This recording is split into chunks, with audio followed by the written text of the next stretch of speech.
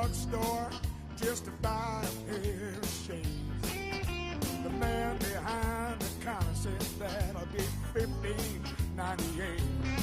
I said, I don't have to pay no tax on that. He said, oh, not one of you again. I'll have to see your Indian car. I said, why don't you tell me, friend? Where's your white man's car? Prove to me that you ain't black. Where's your white man's car? Mr. P, get off my back. I don't have no boy in there, but that don't mean I want. Sago, it is April 30th, Monday, April 30th, 2018, and I want to welcome you to Let's Talk Native on the LTN Radio Network. This program breaks all the rules for Native radio. No buffalo speeches, no mystic healing, no special Indian prayers. We tackle the real issues facing Native people. We'll look back at our glorious and our grave history, a tough look at where we're at now, and a look forward to our ongoing battles for sovereignty and autonomy. Let's Talk Native is produced in association with Iroquois Promotions on the LTN Radio Network, streaming live from the Cattaraugus territory of the Seneca Nation, and simulcast and rebroadcast on the Gwe, that's CKWE, in Tandanega. You can find our audio streaming live while we're live at www.ltnradionet.com. And, of course, we are streaming live here on Facebook with video and audio. I am John Kane. I'm your show's host and producer. And I want to thank Kelly McMillan for our setup here. She's the engineer who designed our setup here in our own studio at the LTN Studios. Looked at opening song was White Man's Card by Murray Porter. And I thought it was an appropriate song to open up the show with, because we need to talk about identity. I know we talk about this, several times, and we bring the subject up from time to time. But a few things trending on Facebook and, some long threads with, a lot of emotion, associated with the conversation is part of the reason I wanted to have this conversation. The White Man's Card reference that Murray Porter refers to, it pins us back onto this question of being a card-carrying Native person. And, this idea of how we prove our identity, and what is that identity that we've proven? Who defines us? Is it the people who produce the cards? On the Canadian side, that's the Canadian government. The Canadian government produces these cards that that put you into the box that they've created. And you know what? On the U.S. side, it's the same thing. Not only do they have what they call the enhanced tribal cards, which are essentially federal ID cards that have a Native logo on it, because they really are about identifying Americans. Part of the requirement to even get an enhanced tribal card is citizenship. And if you're not a U.S. citizen, if you're a Canadian citizen, then they want to put that on the card. So on an enhanced tribal card, on the U.S. side, an enhanced tribal card, it'll have either an American flag or a Canadian flag. So essentially the card is an official declaration on your citizenship to either U.S. or Canada. The whole Native thing, Seneca Nation, Oneida Nation, whatever, Cheyenne River Sioux, I mean, that's almost secondary to the flag.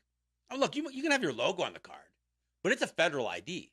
Now, even within territories, even the non-enhanced tribal cards, that ends up being a question, because what's on those cards?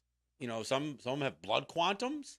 Some of them have, misnomers. And when I say misnomers, I mean the names are not of our choosing.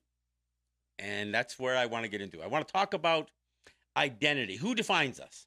Are we peoples? Are we indigenous peoples? Is the word indigenous problematic to you? Or are we tribes?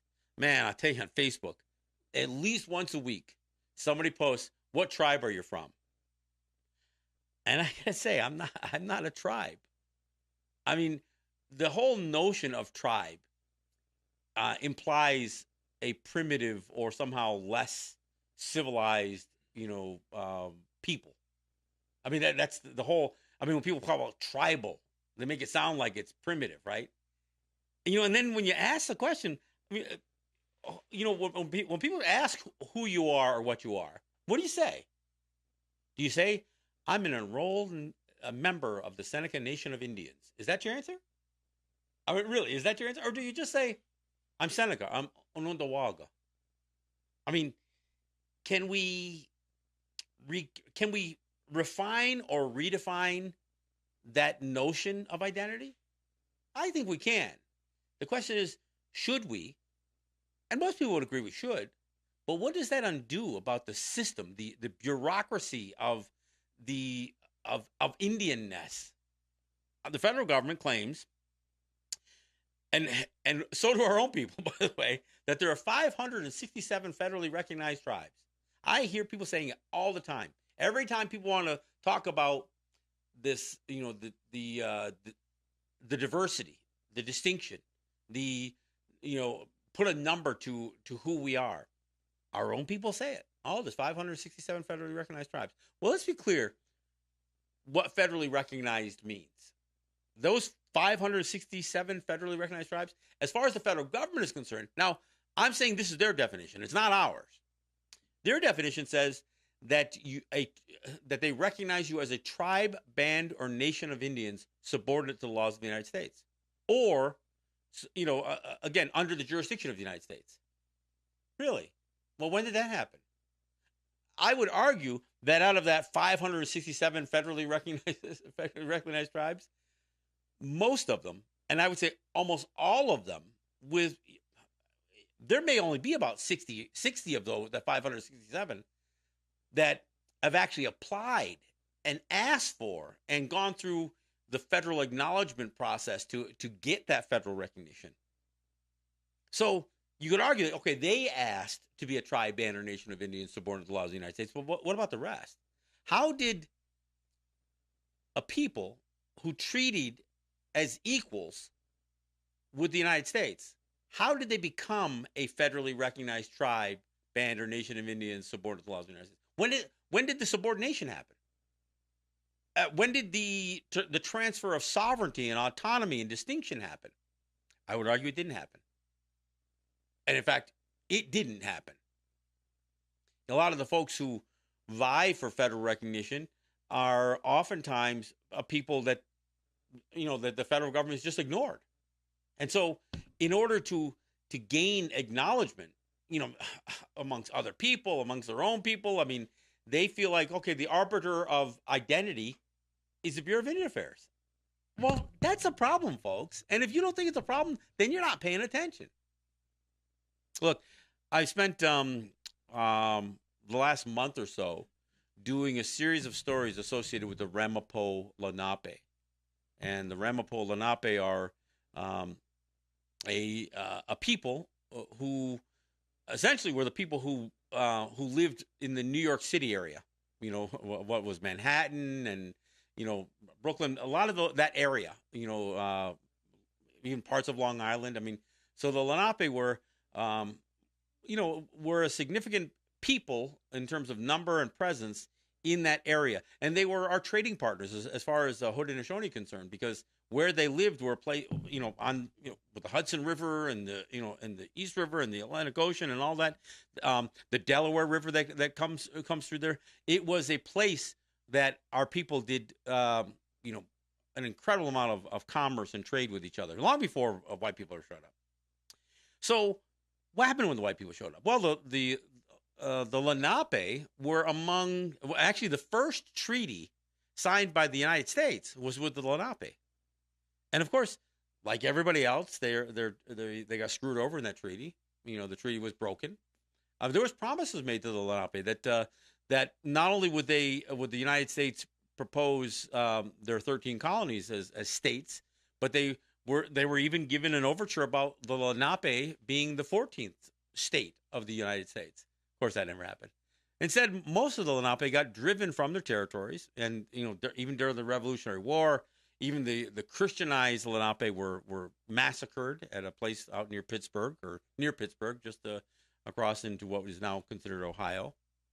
But the Lenape were relocated, and we can talk about how that happened. But let's let's just suffice to say they relocated to Oklahoma.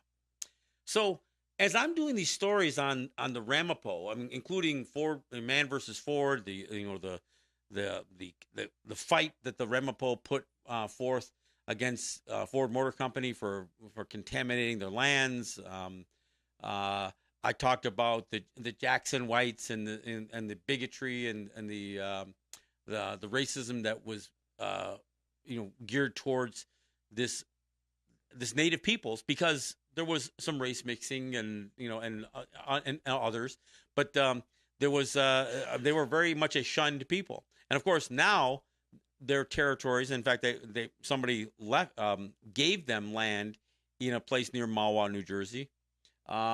And the white people around there hate the idea that these people of color, these native people, are there, and they find them for even having a gathering, even to do things like prayer and that kind of stuff. I mean, it's so as I'm talking about this stuff and I'm putting some stuff on Facebook, I get a comment, and somebody had shared my my posting, and I get a comment from a woman who's on my group page, and I don't know if she's on my friends list or not, but she said we need to stop enabling these people from appropriating our culture. And and I gotta tell you, I mean, look, I look at this woman, and she looks like a white woman to me. But again, looks can be deceiving. I've had the same people say that about me. Nobody's ever said I look like a white woman, but anyway, but you know what I mean. But so her comment, I looked at, she's on the Lenape of Oklahoma Tribal Council, and she is among those Lenape out in Oklahoma who reject the notion that there is anybody claiming to be a Lenape back in their ancestral homelands. So you get into this battle. Now, the Lenape of Oklahoma are federally recognized.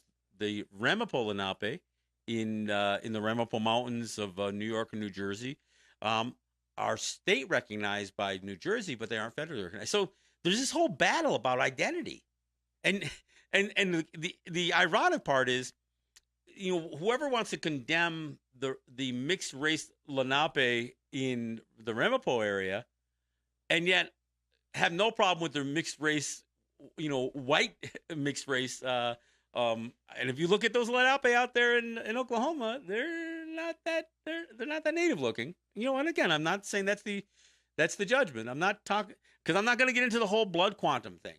But clearly there has been intermarrying. I mean, amongst every native people. I mean, and you can see some people that, where the native characteristics, have been, have not been essentially, I want to say watered down, but there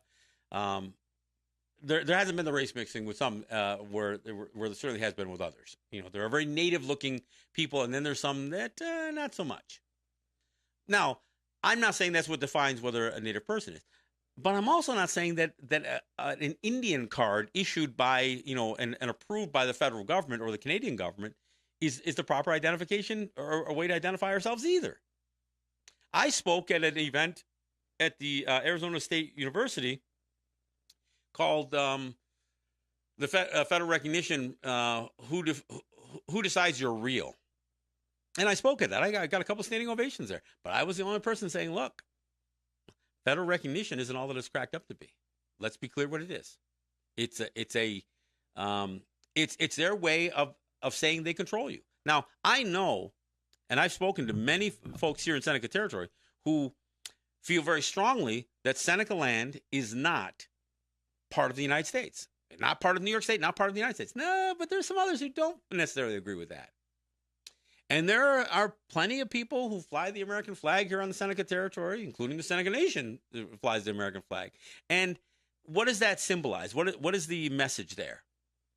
And so are there people that take this, I don't know, this view that they are, well, yeah, I'm an American, but I'm Seneca too.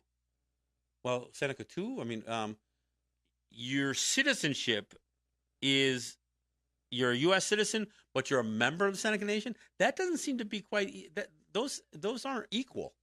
That language isn't equal. That's why I get, I have problems with the idea of somebody identifying themselves as a member of a tribe as opposed to a people. Look, it's a lot shorter to just say I'm Seneca or I'm Mohawk or I'm Onondaga or Gunyagahaga than spit out I'm an enrolled member, of the Seneca Nation of Indians. I mean, it is so there's this battle everywhere, internally, externally, amongst Native people, amongst white people, amongst other countries. What do we call ourselves? Joe Griffo sends a letter to the Seneca Nation of Indians, even though the Seneca Nation has dropped the word Indians. I don't know if you know this, but they're not necessarily calling themselves the Seneca Nation of Indians anymore. They're calling themselves the Seneca Nation or the Onondaga. But anyway, so Joe Griffo, who is the chairman of the Senate Select Committee on State Native American Relations, sends a letter to Todd Gates, the president of the Seneca Nation of Indians. And I even get a kick out of this. I mean, the address, Irving, New York. Not the Cattaraugus Territory of Seneca Nation. Again, words matter, folks. Just saying. And of course, it's State Native American Relations. He doesn't know what to call us. He calls the Seneca. He calls the Senecas Seneca Nation of Indians, but he doesn't know what to call us. And I say that because in 3 different places when he's referring to Native people, and one time he calls us Native Americans. Another time he says Indian nations, and then another time he says tribal nations, and then sometimes he puts the word New York with an apostrophe S in front of it. So it's New York's Native Americans. Like we are, apostrophe S is a possession, folks. It's like we belong to New York. So New York's Indian nations, New York's tribal nations, so, and again, poor Joe Griffo, he doesn't know what the hell to call us. But we don't know what to call ourselves. We get mixed up between, and it's not just, I guess, we get mixed up between English and our own native language and using our own words like Ongoyongwe and Gunyagahaga and Ondawaga, Udishuni. I mean, we say Iroquois and we say Seneca and we say what? Are we Indians? Are we Native? I mean, this committee that Joe Griffo is the chairman of is the State Native American Relations. Well, I don't consider myself a Native American. I don't consider myself an American of any kind. I mean, look, the white people decided to call this, the Europeans decided to call this hemisphere and these continents America, North and South America. And the name stuck for them. But that's not necessarily what we refer to this place as. We translate it we call it Turtle Island or whatever. But we also describe the land. We describe it by the mountains, the Onondaga, the people of the mountains. Gunyagahaga, the people of the land of flint. Oniotaaga, the people of the of where the stones stand. Kuyugaaga, the people of the swamp or the marshlands. Onondaga, the people of the hills. Even the Tuscarora, their original names was Katatnuaga, meant the people of the sunken pine or the people of the cypress, of the land of the cypress tree. So we use these words to describe that one that we're all Ongoyongwe. That's our word for a native person, right? The rest of it is just kind of a reference to where we come from, not even where we live anymore. So that gets even more complicated. But we don't use that language. Instead, we start using theirs. Now, again, 567 federally recognized tribes. Are there really that many? Or did some of those just get created? All right. So there's the Senecas. Oh, no, there's not just Senecas. There's the Seneca Nation of Indians or the Seneca Nation. Then there's the Tonawanda Band of Senecas, and there's the Seneca Cayugas out in Kansas or whatever. Wait a second. So there's 3 Senecas. When did that happen? I mean, and who made that happen? Well, what about Oneida? There's the Oneida Indian Nation of New York, and there's the Oneida Tribe of Wisconsin, and then there's the Thames Band of Oneidas out in Ontario. Oh, so there's 3 Oneidas now? I mean, so there's 2 federally recognized Oneidas? Huh. What about Mohawks? There aren't any federally recognized Mohawks. No, there's the St. Regis tribe that is federally recognized. And let's talk about where that comes from. Because, of course, now they put St. Regis Mohawk tribe. Now, it used to be just SRT, St. Regis tribe. And then they said SR, St. Regis Mohawk, SRMT, Mohawk tribe. But the word St. Regis Indians came from referring to a church mission called St. Regis and the native people who lived around it. And those native people were called St. Regis Indians. They were just referred to that as St. Regis. That wasn't their names. They weren't the St. Regis Indians, but it was a reference to, it's like saying Oklahoma Indians. Well, that's not the name of a tribe, but there's a bunch of native people who live in Oklahoma.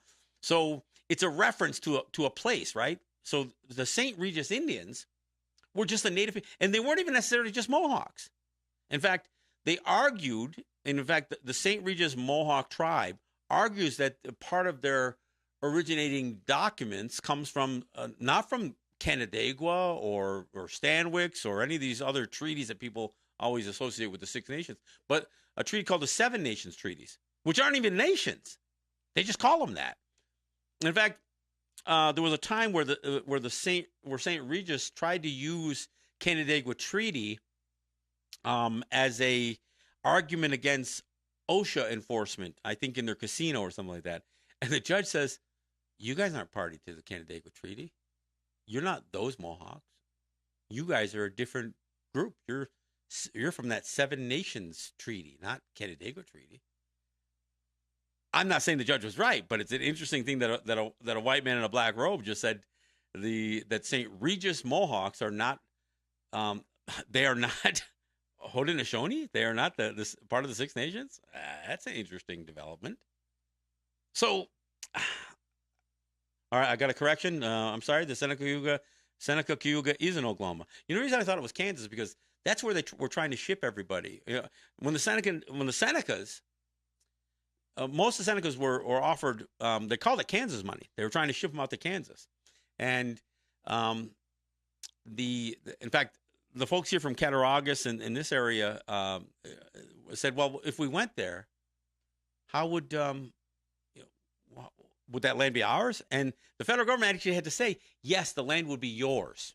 In spite of all this doctrine of discovery stuff, doctrine of Christian discovery stuff that suggests that Native people can't own lands, title to lands, the Seneca Nation has always assisted, and not, in fact, all of the Haudenosaunee, the Six Nations has.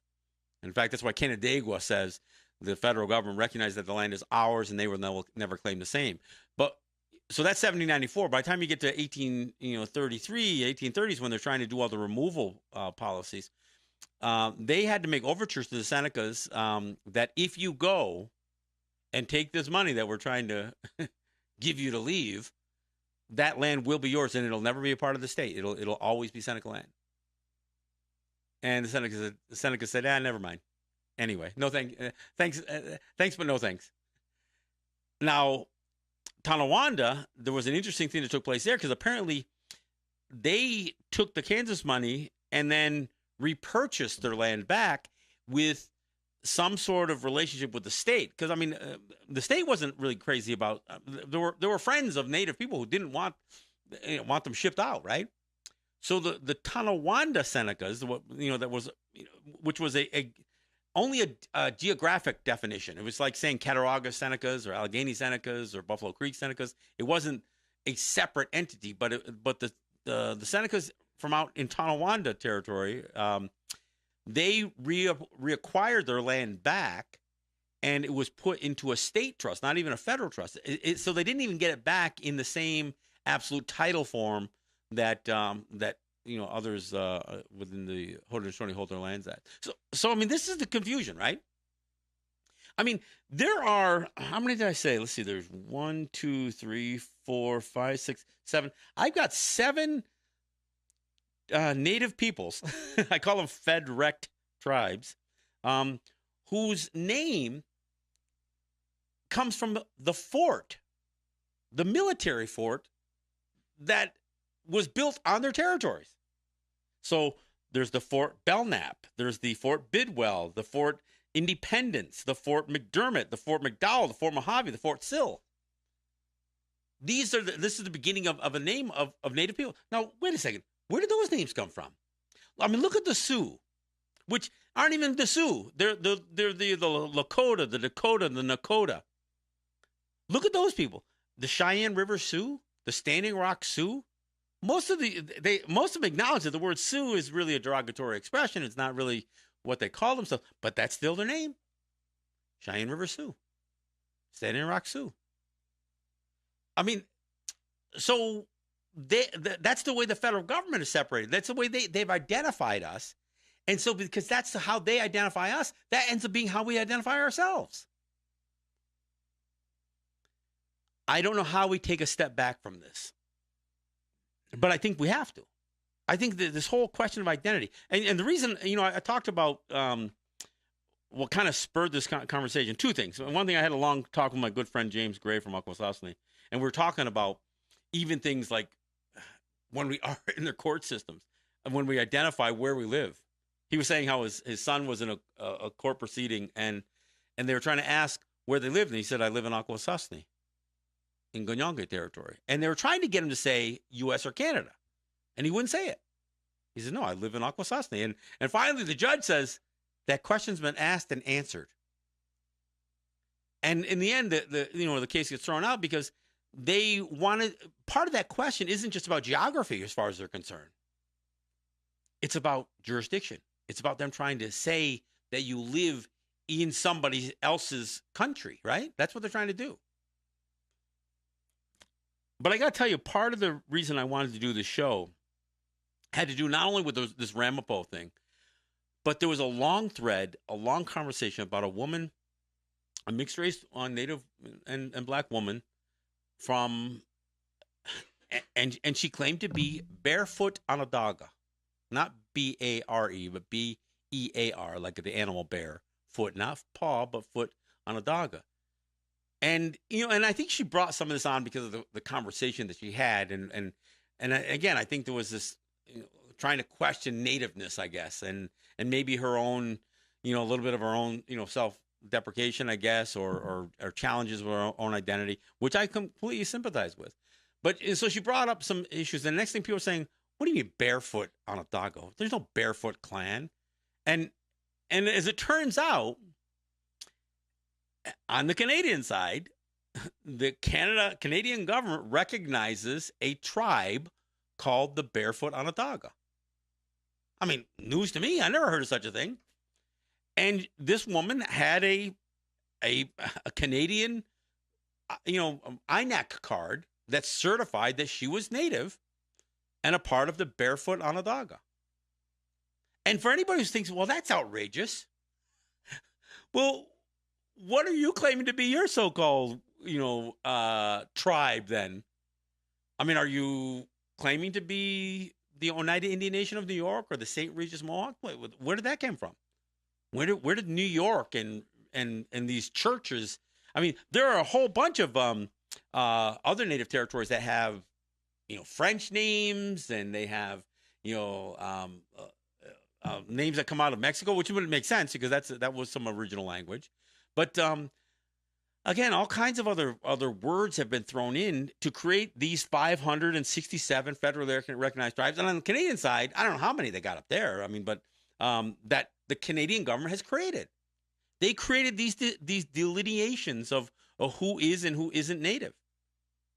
Hey, we're at the bottom of the hour, so we're going to take a break. We're going to go out with a little bit more Mary Porter because, the question ends up being, when it comes to identity, is, well, who found who?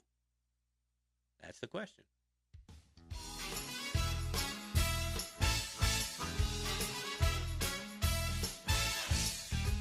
Back in Spain 500 years ago, old Chris Columbus lived. Told Isabella that the world was round. She thought he'd flipped his lid. He bugged the queen so much she finally said, okay, I'll give you 3 ships and some men. He said, I'll find a brand new route to India. Waited, I soon be home again.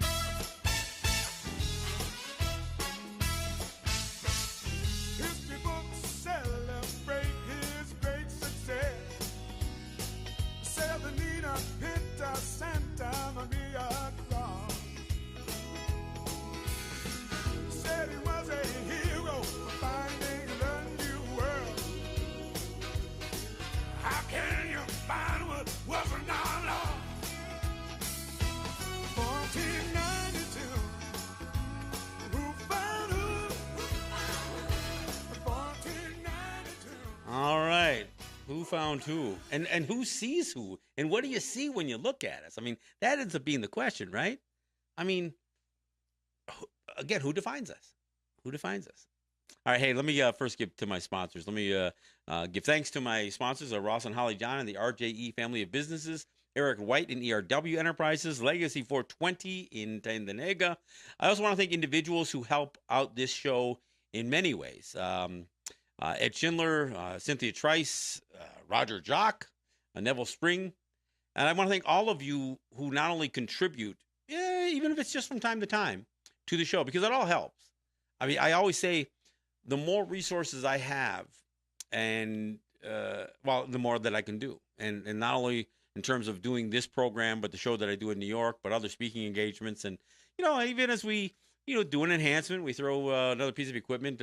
We do this Facebook live streaming, and we've been doing it for a while with a special camera. We used to do it just with my phone and my iPad on Facebook Live, but then we bought a special camera called the Mevo. It hasn't been without some problems, I'll say. We've had a couple of challenges with the app as it improves and in its interaction with other networks like Facebook.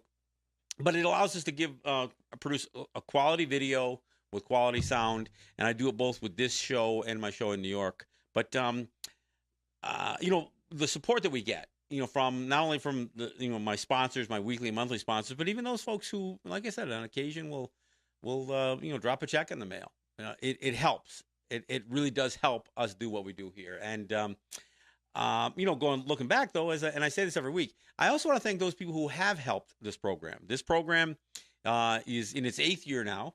And we finished 8 years. Actually, we will have finished 8 years, completed our 8th year, I guess, within the next month or so. And we couldn't have done it without not just the people who help me now, but the people who used to sponsor and do advertising. We were on commercial radio, so we used to take ad dollars in and run advertisements and promos for businesses, events, and any number of things. And so to those of you who have helped in the last, now 8 years, I thank you. I thank you because we couldn't inform and entertain and educate if we didn't have your support. So I thank you guys, not only those of you who do help, but those who have helped. I thank you for, basically joining in the fight and doing your part to help get some of this stuff out. Now, this conversation that we're having here is sometimes a bit of a difficult conversation. So, I mean, these are the conversations that I like to have, not just because they're difficult, because I think they should be thought-provoking, and it should encourage the critical thinking that we always talk about. Hey, look, I also want to thank Unity Stream, Apache Radio Net for providing our streaming. And I want to thank CKWE again. That's the radio station in Tandanega. They call themselves the Gwe. I know it sounds like a coincidence, but they do. They call them, in fact, CKWE in Tandanega. I thank them for not only broadcasting the show, simulcasting the show, but rebroadcasting it. And again, we've got a good listenership up in Tandanega who check out the show. They probably listen to it more on their radio station than here online, but they certainly can. If you are listening to this show as a rebroadcast, just remember we are live Monday and Friday nights from 10 to 11. And you can follow us on Facebook. We have a Facebook group page called Let's Talk Native. And by becoming a part of that group page, you can getting your notifications. You can catch us live. We also post the show on the audio of the show on SoundCloud, which is a music and an audio service. And of course on YouTube, we take this video from our Facebook, from our Mevo camera, and we post it up as a YouTube video, and we have our own channel there, which is Let's Talk Native TV. So I want to thank all of you. Oh, and by the way, let me also thank other networks, Real People's Media, Indigenous Resistance Radio, and Netroots Radio. Those are more like internet radio networks that carry the show. I want to thank you guys for carrying the show. But I also want to thank all of you who share the show, whether it's the SoundCloud audio, whether it's the YouTube videos, whether it's sharing the links, for our, for Let's Talk Native, our LTN Radio Net.com, or whether it's sharing the Facebook live stream. And I know my wife shares the live stream with a bunch of group pages. I do when we first get started. You know, when you first tune in, and we go live about 5 minutes before 10. Most of it to make sure everything's working fine. If you're wondering why I got my face buried in the phone, I know I've talked about this before. It's because I'm sharing the show and I'm adjusting the information about what the show is over and that kind of stuff. So that's what I'm doing on the phone. I'm not just texting somebody. I'm actually sharing the show. And so all of you who share the show, I greatly appreciate what you do and helping get this word out. I mean, look. We are by no means are we an internet sensation here. We get a couple of thousand views for each show, and I'm not even sure what a Facebook view is. But I know there are some of you core listeners who tune us in every single week, and I appreciate that, or twice a week, I should say, including some of you who tune us in. My good friend Donna Van Boyle down there in Langhorne, Pennsylvania, who catches my shows in New York as well. And that's a 2-hour show. That's a 2-hour phone-in show. So we take calls from not just from New York City, but because we're online at WBAI.org and I Facebook live stream, there are people who are calling in from all over the country sometimes. So that's kind of a cool show to do in New York City, nonetheless. So I mean, I know I've got listenership, for both Let's Talk Native and Let's Talk with John Kane in New York City on WBAI, and I appreciate that. The conversations that we have here are oftentimes not the conversations that everybody else is having. If you recall, on my last show, I talked about Paulette Jordan, and that ends up being an identity question. Paulette Jordan is I might get it wrong. I can't remember. She's Coeur d'Alene, I guess. Coeur d'Alene, and she was on Coeur d'Alene Tribal Council, and then she ran for state office in Idaho, and now she's running for governor. And we get into this debate. Okay, so if we're Native and we leave our territories or run for a state or a national office, what are we exercising there? I mean, I know there's rights within the UN Declaration on the Rights of Indigenous Peoples to participate in the governance, I guess, of the state around us, the nation state around us. But how do we feel about that as Native people? I mean, is it okay for us to essentially represent somebody else? I mean, because in that situation, and it's not just, I'm not trying to pick on Paula Jordan. I think I heard there was like 40 Native women, Native women alone, who are running for local, state, national offices in this election cycle. Or maybe, some of them may have already dropped off because of primaries and stuff like that. I don't know. But that's a lot of Native women. And I'm thinking, leadership is sorely needed in our territories. But when we leave our territories and we run, I mean, Idaho is like I said, it's the 7th whitest state in the United States. 90% or 89.1% of the population of Idaho is white. Only 1.4% of the population is Native. So if Paulette Jordan becomes the governor of Idaho, is she going to be representing Native people and Native people's interests, or is she going to be representing the vast majority of white people? Well, you can say, well, both. Well, I mean, what about the Native people who don't consider themselves Americans? Because that's me. I'm one of those. As far as I'm concerned, that guy sitting in the governor's mansion in Albany, he's not my governor.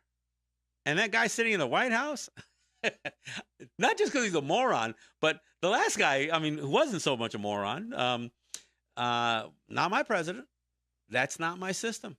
I'm not a part of the New York State electorate or the U.S. electorate. And part of it is, again, identity. Who are we? I mean, are we just a subjugated people? Are we subordinate to the laws of the United States because they say we are? Do we accept that? I think that's the question. And so I get back to that whole thing about can we redefine? Can we refine more clearly and be more distinct about who we are? Even if there's been some history that suggests, I mean, if the Seneca Nation wants to drop the word Indian off of their name, well, they have the right to do that. And why should they? Why should it say Indian on? They're not from India. I mean, that was in the Murray Porter song, right? We're going to call us Indians. We're not from India, and we're going to call ourselves that. I mean, again, that language is in a lot of those 567 federally recognized tribes. Oneida Indian Nation of New York, and they OIN that they call them, Oneida Indian Nation of New York. All right, well, I don't know. It seems a bit redundant to me, but again, so can we redefine? Sure, we can. I mean, frankly, we can get rid of those words altogether. We can get rid of the word Seneca. That's not.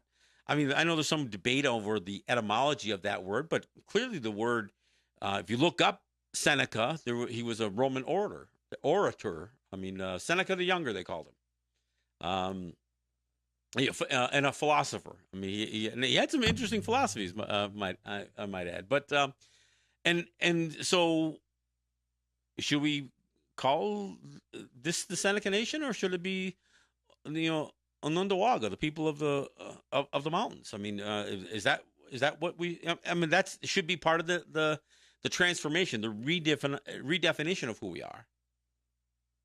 I mean, even things like travel documents. So look, there, it's one of the minimum standard rights defined in the UN Declaration on the Rights of Indigenous Peoples. Yet, we can't travel internationally without a U.S. or Canadian passport. And, there's a Six Nation passport which ends up being or a Haudenosaunee passport, which ends up being a challenge all by itself. I mean, if you go back a few years, the Iroquois Nationals could not play in a world lacrosse tournament in Manchester, England, because they wanted to travel on U.S. or on Haudenosaunee passports, and it wouldn't be accepted. And the United States, Hillary Clinton was the Secretary of State at the time. She says, "Well, we'll give them a pass just this one time." And Great Britain said, "Wait a second. Either you recognize their passports or you don't. You can't just give them a waiver to travel without a U.S. passport if you're not going to recognize their passports." So even though Great Britain was a signatory to an affirmative vote on the UN Declaration of the Rights of Indigenous Peoples, they weren't too willing to accept a Six Nations passport or a Haudenosaunee passport. So, I mean, to travel, we need to get we need to, again, like with those enhanced tribal cards I talked about, we have to get a U.S. or Canadian passport. And the problem with that, to get a U.S. or Canadian passport, you've got to declare your citizenship to those countries. I mean, the United States won't give a passport to somebody, Native people or otherwise. I'll take it back. If you live on the U.S. territory of Samoa, you are not considered if you're a Samoan, you're not considered a U.S. citizen. But you can get a U.S. passport, but they are the only ones who can get a U.S. passport and be listed as a national. So somebody who lives in a U.S. territory but is not a U.S. citizen. I'm not making this stuff up, folks. It's actually true. That's a real deal. Now, could the United States issue Native people a passport because they have the infrastructure for travel documents? Sure, they could. Could they do it without us declaring U.S. citizens? Sure, they could. But they don't. And we end up in a battle with the international community about producing our own. Of course, we live in a world now where some countries, like the United States, wants everything electronic. They want them scannable. They want barcodes, and of course, they want to control the information on that on those barcodes, just like with the enhanced tribal cards. Enhanced tribal cards, what made an enhanced tribal card what it was, had 5 distinct features, and these enhanced tribal cards were encouraged by the Department of Homeland Security as part of their Western Hemisphere Travel Initiative, or they called it WITI. I called it Whitey, but that's a whole other issue. But so their Whitey compliant cards had 5 characteristics. One, the photograph on the card had to be a photograph that could be taken in a manner in which the data points from your face could be captured for facial recognition technology. So they could enter your face from your tribal card, your native card, into their federal database. So that was it. So facial recognition was a part of the whole thing. Of course, they wanted to make sure that they had expiration dates so they could be renewed, so they can keep track on how your face might change as you get older. So there's that. So there was 2. It had to have a renewal date or an expiration date. Had to have facial recognition capable or compatible photos. It has an RFID chip on it, which is a radio frequency. So it's a card that they could ping. You know when you don't get your DVD deactivated properly at Walmart, and you go through the doors and it sets off alarm. That's because it's got an RFID chip. Now the RFID chip doesn't necessarily have a power source, but when a signal is bounced off of that, they can get data from it. So the RFID chip on these cards would be, so if you went by a device that was, again, capturing that data, they could determine where you are, even if you never pulled it out of your pocket. Oh, they said, oh, well, we got a special sleeve you can stick it in, so it can't be read. Well, okay, that might be true. But the whole point with they claimed the value of having the RFID chip was, so when you crossed the border, you only had to hold the card up and they could read the card without actually stopping you, because they can read the card without actually taking it into their possession. So an RFID chip on the card. Now, the other thing they wanted was a barcode or a scannable bar on the card, so they could scan the card if they do take possession of your card, and they could scan it and gain information from it. And of course, the final thing was that declaration. They wanted to put an American flag or a Canadian flag on enhanced tribal cards. So nothing on that card had anything to do with us. I mean, it didn't, it doesn't, they have no requirement. They put these lists of U.S. requirements. So a tribal card, and that's what they call an enhanced tribal card, could be compliant or compatible with their Western Hemisphere travel initiative. Of course, a lot of other problems with that was Canada didn't necessarily recognize it as a legitimate travel document. So you'd have to give Canada something else that they could accept. And that those enhanced tribal cards will get you back into the U.S., but it wouldn't necessarily, not the same as a passport, even though it has that declaration of citizenship on it. So, I mean, and again, so IDs, ID cards, identity, these are issues for us. And I know I've talked about this in the past, and this ends up being a real issue that plagues us because, like I said, when I looked at that, not only the folks weighing in on the Ramapo-Lenape from Oklahoma saying, hey, look, these folks are appropriating our culture, but we do get into that battle. So when Elizabeth Warren claims to be Cherokee, well, what does that mean?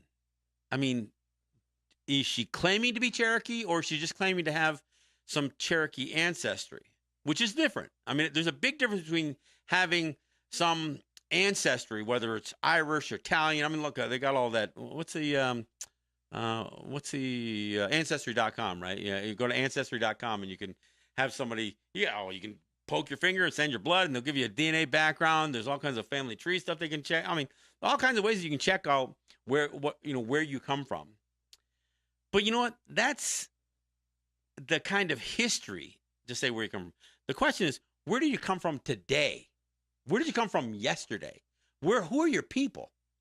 I mean, because you can be last name be O'Brien, but doesn't mean that you have anything to do with Ireland. Shaquille O'Neal, that's a pretty Irish name. Not a whole lot to do with Ireland there, but there's the name, right? So, again, when we talk about identity, it has to be, well, who are your people? I mean, where do you come from in terms of your parents and your grandparents? Not necessarily, what did your great-grandmother claim, to be in your ancestry? Because by then you're so far removed from that. If you haven't been practicing a life as a Native person, then you're not Native. I don't care what your ancestry is. But at the same time, if somebody claims because of blood quantum or even matrilineal stuff, I mean, the whole idea about how you follow lineage, the question is, did you live as a Native person? I guess, do you speak the language? I'm not saying that, I got into the same debate about black people. How do you define somebody's blackness? Well, it isn't just by activism. I mean, there are plenty of people that can be a part of a culture who are not political activists or environmental activists. I mean, activism doesn't define us as Native people. That may be part of what defines us, but there also may be things like the culture, the community. What do you do in your community?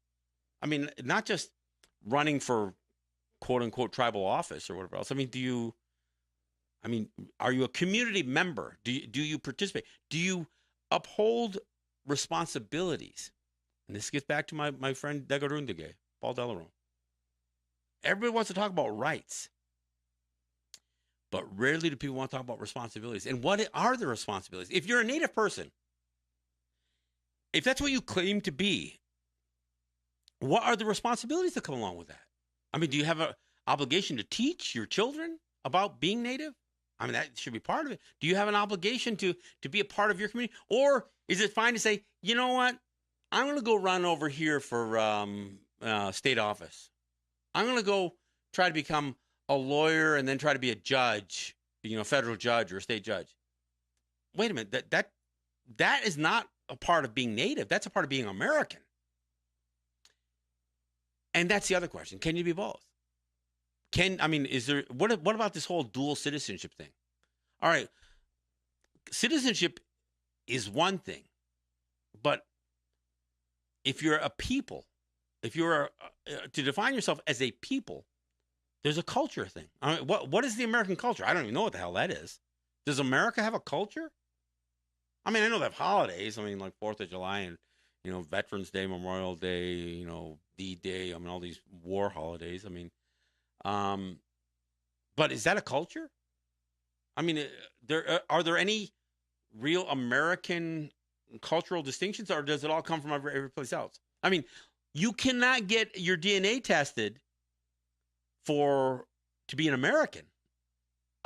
Look, they can place you in Ireland and Africa and Asia. They can place you all kinds of places with your DNA. None's going to place you here unless you could somehow materialize some native DNA, I guess. But that's got nothing to do with being an American. It's a funny thing. I say that. In the beginning, when Europeans first came here, they actually, in the very beginning, they referred to Native people as Americans. They didn't call them. In fact, it would have been degrading to refer to themselves as Americans. They were British. They were gentlemen. They were Englishmen. They were Spanish. They didn't want to be called the people from the land until the independence issue. And then you want to talk about appropriation, then you had the colonists saying, we need to be distinct from the monarchy. We need to be distinct from Great Britain. So how do we do something, and how do we make that claim? So the way they could make the claim and submit their facts to a candid world, as they say, they had to say, look, we're not those people anymore. We're Americans now.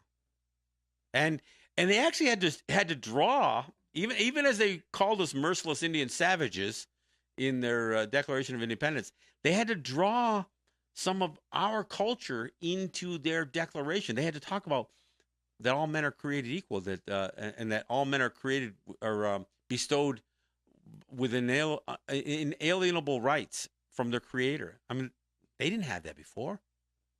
That wasn't a European thing. That was a Haudenosaunee thing. Of course, they abandoned the whole thing about women and inequality and all that other stuff. They pick and chose, what they thought would work for them. And when they said all men were created equal, you have to understand what they meant was all white men. Because if you weren't white, we're not quite sure that you're on that human level yet. We're not sure that you're a man. You're still kind of like a beast. In fact, that's what they called, Native people or black people. They call them bestias. That's what the Spanish called them. They would call them, again, something that wasn't quite human yet. In fact, they would refer to people of color, Native people, or the slaves that they were bringing in as something uncivilized and non-human. I talked about the Senator Harlan from Iowa, who once said that if these people refuse to merge with the superior race, then they must be destroyed. Of course, there was no merge. I mean, if you viewed a people as inferior to you, how could they merge with you? And again, I talk about the fact that that whole idea of assimilation wasn't to turn us into Americans, middle America, or the hierarchy of America, but to occupy the bowels of American culture or American society, not culture, because again, I'm not sure they had one. So anyway, this is the conversation I wanted to have tonight. I wanted to talk about the fact that we need to work on this identity thing. I think we have to, on one hand, think critically about ourselves and others in terms of that identity. I'm not saying judge each other. And, because when somebody tells me that they're Native, I take them at their word. But rather than challenging about how Native they are, whether they look white or whether they look black or whatever else, I'll engage them. And then I can form my opinion based on the character of that person and how they relate to me. And I might find out, they got a card-carrying Native person here who has no sense of Native identity. So they may call themselves, a barefoot Onondaga. I don't know, but it doesn't necessarily mean that I recognize them as a distinct Native person. But that's my personal observation, not some official observation. All right, hey, I'll be in New York this week. We are in fund drive mode, so I'll be asking people to make contributions to WBAI. In fact, my good friend Ross John is going to join me by telephone in New York because Ross is putting up some dollars to WBAI as kind of a matching funds thing. So tune us in. You can tune us in at WBA.org, or we will be Facebook live streaming. That's Thursday from 10 till noon. And you know what? We don't usually take calls during the fund drive, but I might take a few. This time because I'm doing something a little different in terms of my show on during the spring fund drive. So look for me there. If not, I'll be back here on Friday. So I want to thank you for listening to the show. Have this conversation, folks. Think about what I talked about here, and we'll pick it up another time. Yahweh.